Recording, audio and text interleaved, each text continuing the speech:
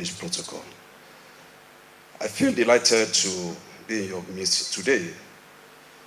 Judicial introspection is a unique gathering that offers us the opportunity to reflect on the administration of criminal justice system in our country. We cannot understate the critical role that judicial officers play in the administration of justice.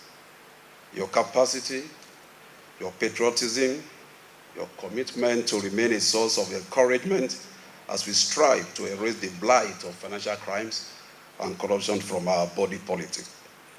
The Court of Appeal occupies a very strategic place in the justice administration system in Nigeria, and the landmark judgments that come from the appellate court have strengthened Nigerian jurisprudence. The EFCC and other my sister agencies in the anti-corruption balance will continue to count on the collaboration of judicial officers in the fight against corruption and financial crimes in Nigeria. Apart from being apostles in the temple of justice, my lords, let me remind your lordship that you are also victims of the endemic corruption in Nigeria. You share in the burden of poor infrastructure, poor social services, and insecurity that have been exacerbated by corruption.